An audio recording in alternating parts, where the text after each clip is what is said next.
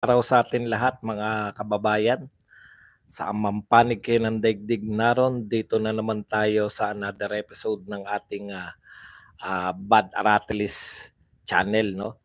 Pag-uusapan natin ngayon, ito po, yung bago pong USEC ng PCO, si Attorney Claire, ate. Attorney ba? Kala ko ate. Attorney Claire de la Puente. Claire Castro. Ay ano po no matapang, napakatapang po. Yan naman po gusto natin yan kasi nakakasawa po yung mga banban na mga vlogger, BBM vloggers, na wala naman pong katuturan. Nakakatamad po kalaban kasi kung may kakulangan sa ngayon po, baka may worthy tayong kalaban si Attorney Claire. Maganda pong makasagutan to, no? Nakakasawa rin po yung mga tinatawag na young guns na mga congressman kasi alam mo yung mga pinanganak na seryoso sa buhay na laging galit na halos wala na pong wala na pong nanonood at nakikinig sa kanilang mga kung hindi na po sila pinakikinggan, pinanunood, bakit pa natin sasagutin yung mga atake nila? Isa lang naman yung linyahan ng mga congressman na yan, no? Kada magpe-press con, atake lang sa mga Duterte. At least ito, mayroon pong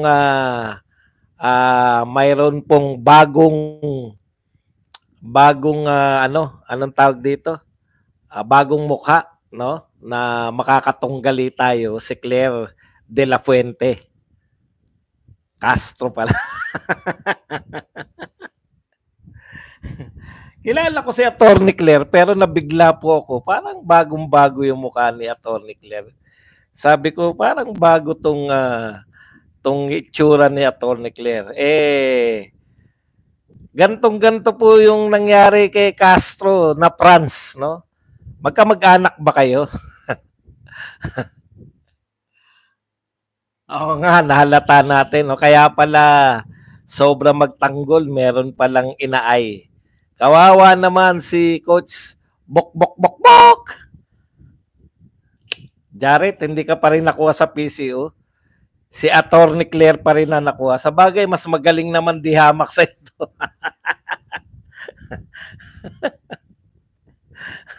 Mas magaling naman dihamak sa inyo to si Claire de la Puente.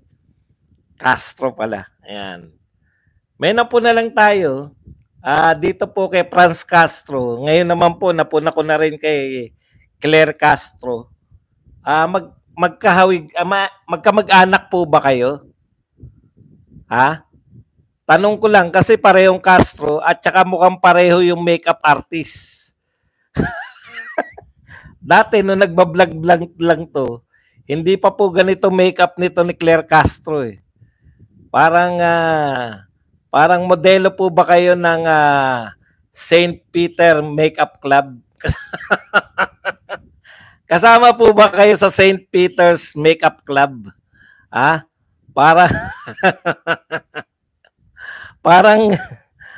Parang iisa po yung nagme-makeup sa inyo ni Franz Castro. Kayo na po. Tignan muna natin itsura. Baka sabihin nyo naman, niloloko ko kayo eh. Kayo na po humusga kung talagang si Franz Castro at saka si Claire Castro ay halos isa lang ang pina-makeup. Mukhang model sila ng St. Peter's Makeup edition.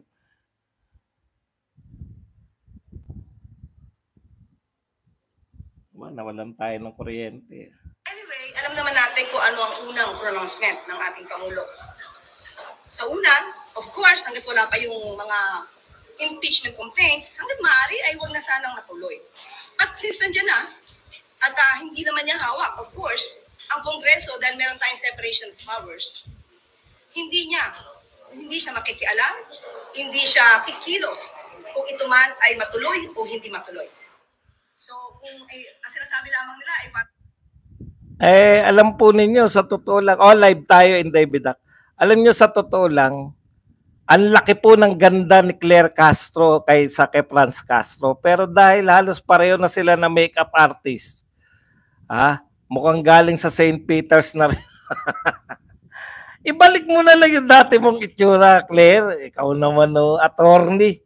Ang ganda na itsura mo dati. Bakit ka naman wag ka nang sa kaapelyido mong si Franz, Okay na yung makeup mo dati, simple lang. Ito, para ka na rin. Okay, pinapaliwanag po ni Claire na yung una daw ayaw ni BBM. Opo, wala na po to, hindi na po to boxing. Ano na rin, wala naman nanonood sa akin sa boxing, kaya ito po ay politika na rin. Politika na rin po to. Okay. Pinapaliwanag po ni Claire. Ako po tuwan-tuwa, no? Kasi bakit ako natutuwa? Yun na nga, no? Nakakatamad na po kalaban yung mga BBM vloggers. Tawa lang ng tawa, walang mga katotoran, no? At least ito, abogado po to. At least ito, may mga matcha-challenge tayo sa pagsagot. Yung mga conmen naman, mga congressman naman, lalo na yung young guns na mahilig magpa-presko. Nakakatamad na rin kasi isa lang po ang nila, galit lang. Galit kami sa Duterte. Lahat na sabihin namin, galit sa Duterte. At least ito, meron po tayong meron tayong pag-iisipan, di ba? Kasi attorney to, magaling din naman, vlogger, di ba? Maganda-gandang laban to.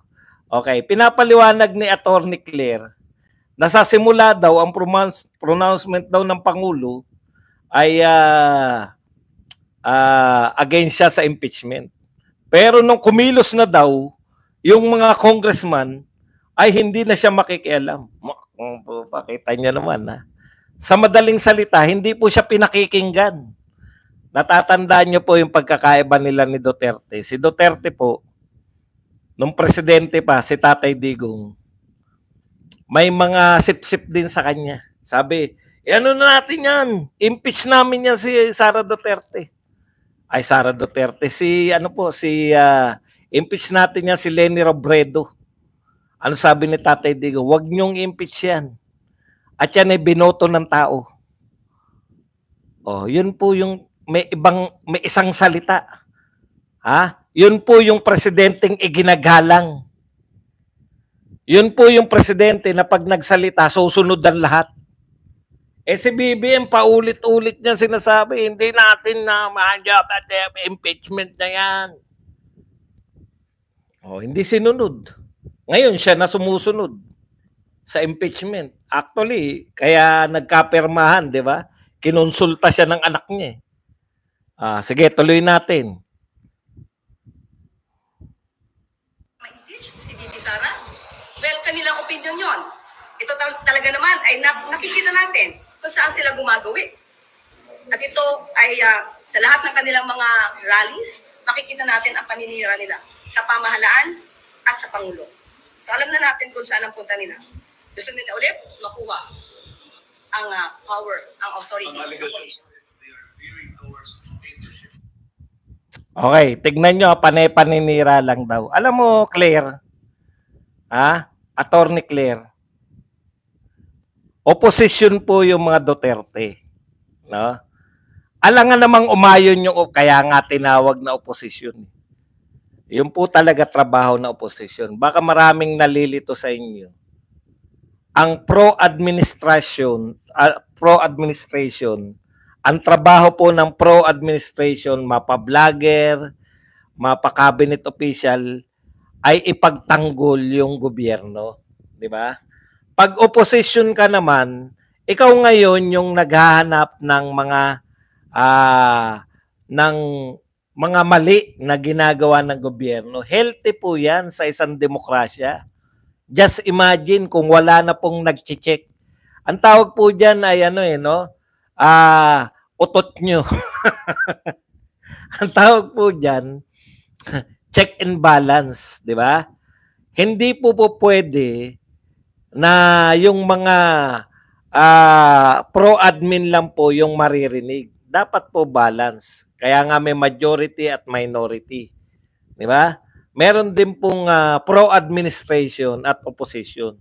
Kung tayo po ay nasa demokrasya, normal yan. Hindi po, ang tawag nyo paninira eh. Iba po yung paninira ng walang basehan. Iba po yung paninira na may basehan. At so far po, ang mga Duterte po, yung tinatawag ninyong paninira, lagi pong may basehan. Okay? May basehan po yan. Yes.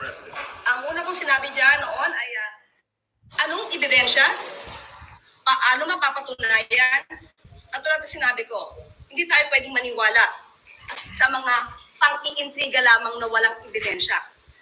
At ito naman, siguro naman ay natatandaan ninyo, noong panahon ni dating Pangulong Duterte, inamin niya, fiscal pa lang siya, expert na siya sa pag-intriga at pagplanta ng ebidensya.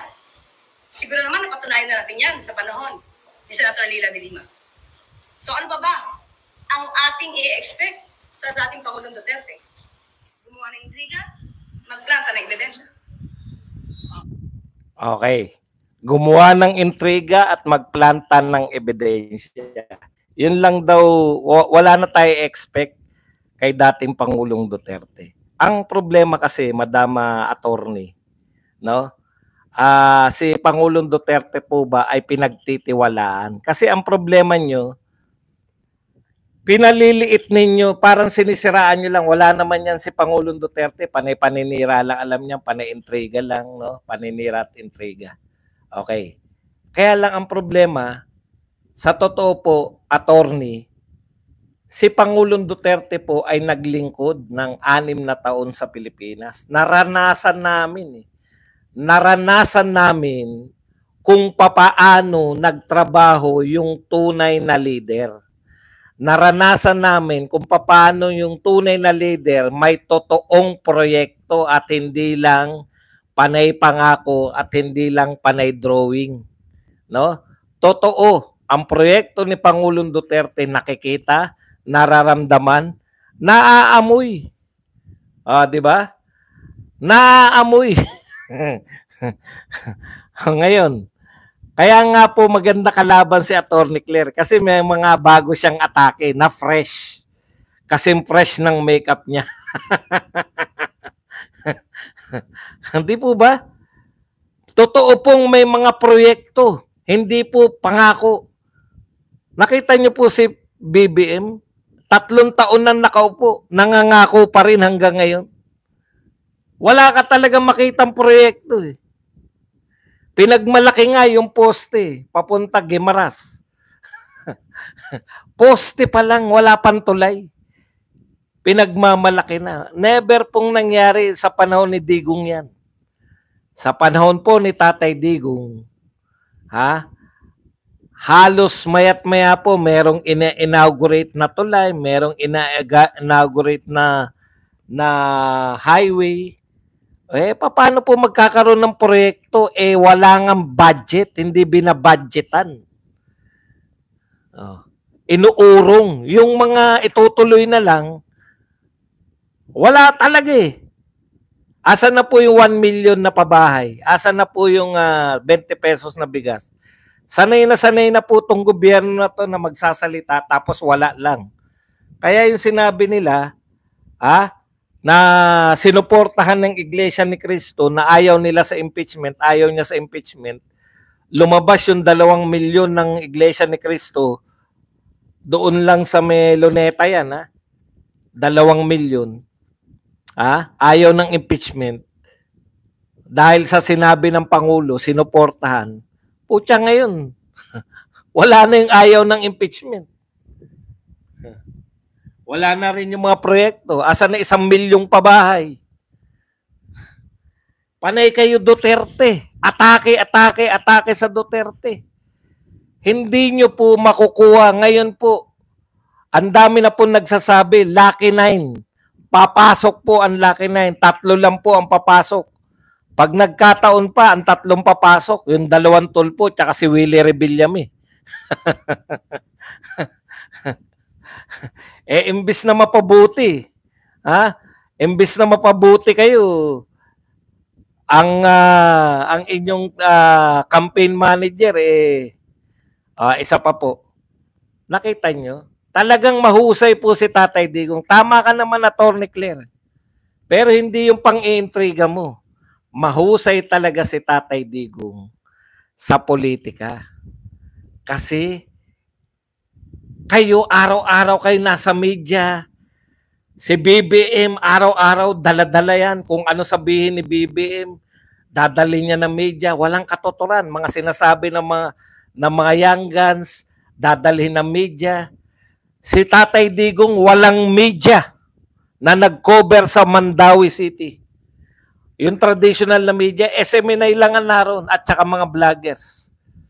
Pero nakarating sa atin lahat yung mensahe ni Tatay Digong.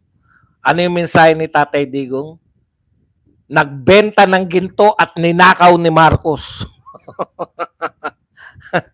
Sinabi ni Tatay Digong, nagbenta ng ginto at ninakaw ni Marcos. Ikalawa, magdedeklara ng martial law bago matapos ang kanyang tungkulin para matulad sa tatay na mag-extend ng panunungkulan. Ang linaw po niyan, di ba? Ang linaw na yan. Okay. Ang punto po natin dito, mga kapatid, no? Ayun, isa pa yan nagsisip-sip, yung Models of Manila. Banban naman, banban niya. Hindi kaya point, banban kaya.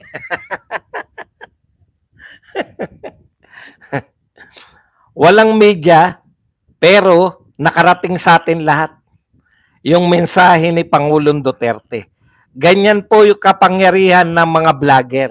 Nagtataka kayong media, bakit wala? Bakit hindi nyo na kinocover? Sikat pa rin si Duterte. Tama si Atty. Claire. Magaling talaga si Tatay Digong. Magaling sa politika. Welcome to Tatay Digong's country. May pera kayo. Tatlo lang yung mensahe ni Tatay Digong. Iboto natin ng straight itong mga kandidato niya dahil mapanlin lang ako. Nalilin lang ba kita? Welcome ka rito. Okay. Balikan lang natin. No? Tatlo po yung mensahe niya. Una, pinakapangunahin niyang mensahe.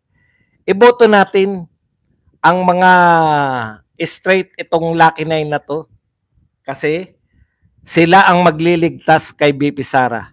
Ibig mo sabihin ba dong very personal ang panawagan ni Tatay Digong na iboto natin yung kandidato niya para maligtas si BP Sara?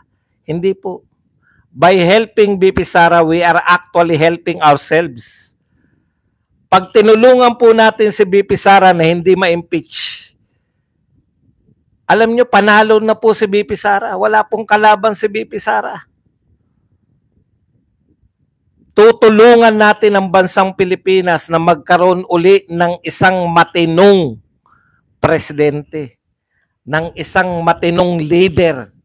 Tatak Duterte. Ano po ang Tatak Duterte? May totoong proyekto, totoong nilulutas sa mga problema ng tao. No? Kita niyo po ba? Balik na lahat ng kriminalidad. Balik na ang droga. 4 na po yung napapanood ko sa social media na nagdodroga. Parang lawless na eh. No? Pinapakita nila sa sarili sa buong mundo. Love you too. Ay, nawala na si Atty. Claire tuloy. Sabi ni PRRD na parang sinasadya daw na i-impeach si VP Sara para to prevent her from running again. Well, anyway, alam naman natin kung ano ang unang pronouncement ng ating Pangulo. Huwag na yan. Ano na yan. Tapos na yan. Dito na tayo. Ay sa lahat ng kanilang mga rallies, makikita natin ang paninira nila sa pamahalaan Tapos na rin yan. at sa Pangulo. Hindi tayo pwedeng maniwala sa mga pang-iintriga lamang na walang ebidensya. At ito naman, siguro naman ay natatandaan ninyo, noong panahon ni dating Pangulong Duterte, inamin niya, fiscal pa lang siya, expert na siya sa pang-intriga. Tapos na rin pala to. Thank you po. Salamat po. Wala na. Ganyan po katapang ang ating bagong USEC ng PCO. Okay, meron po siyang ano, yan po yung atake niya riyan sa sinabi ni Tatay Digong na magdedeklara, no? Good job ba? Okay lang yan, wag niyong tanggalin yung mga yan. Hayaan niyo lang dyan para may kalaban tayo. Gusto ko yung may mga kalaban eh. Hayaan niyo lang sila dyan. Kala ko si Maharlika Claire daw. Claire nga. Claire de la Puente. Ito naman po yung anong tawag doon? Yung ano ni Claire, yung kanyang unang press briefing. Kita nyo naman ha. Maganda rin po to sagutin natin.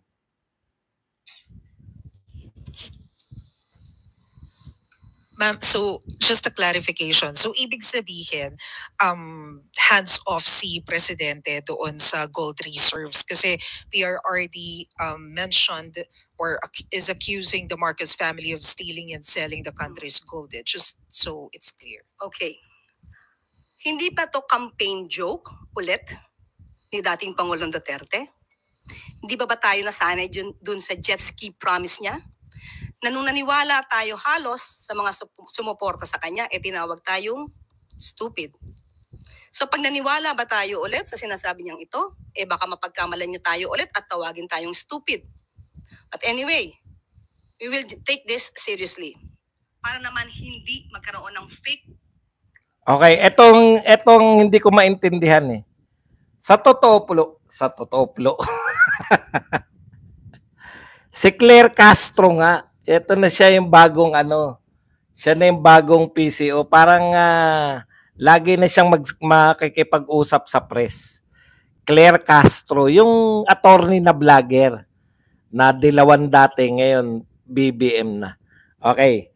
Ito yung hindi ko maintindihan sa mga to eh. Porket hindi kayo tumatawa, hindi nila maintindihan kung ano yung joke sa totoo. Okay, para po sa mga dilawan, sa mga loyalista, at sa mga kakamping at mga makabayan black. Simple lang po malaman kung nagjo-joke si Tatay Digong.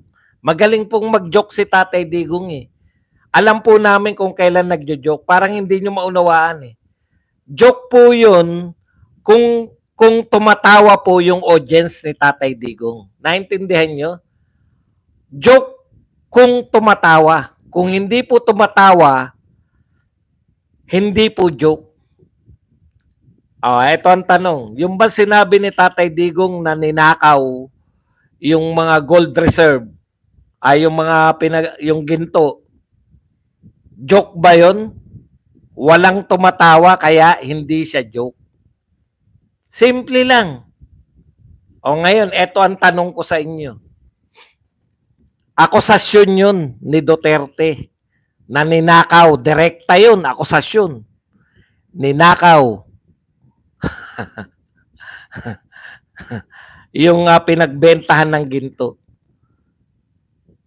Grabe yun. Yung joke na ipapapatay yung mga senador, nagtatawanan ng lahat, alam na joke. Nireklamo nyo. Bakit ayaw nyo ireklamo yung joke na ninakaw ni Marcos yung mga ginto? Di ba? Kasi, palalabasin nyo kung saan napunta yung ginto.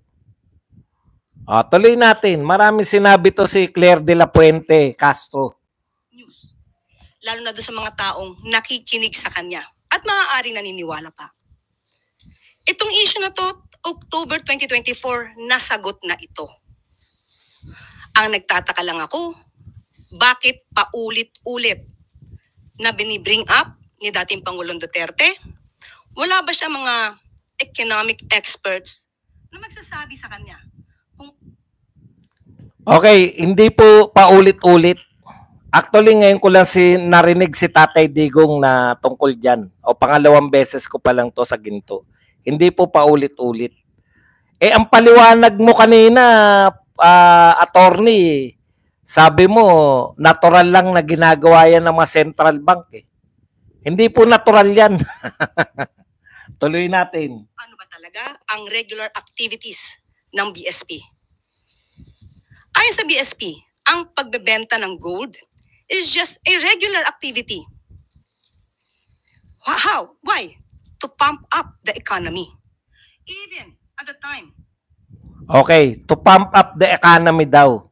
Tanong, nung nagbenta ba tayo ng ginto, na pump up ba yung economy? Yun yung papaliwanag mo, attorney. Dapat sinabi mo, nung nagbenta tayo ng ginto, tumaas yung ating ekonomiya. Ang ibig sabihin po ng pump up economy, no? May pinaggamitan nung pinagbenta. Hindi nga namin alam kung saan eh. Kung saan ginamit yung ginto eh. Sa totoo lang, hindi po namin alam kung saan ginamit yung ginto. Pinagbentahan ng ginto. To pump up economy, bigo. Kasi hindi po na-pump up yung economy. Hindi po umunlad ang Pilipinas.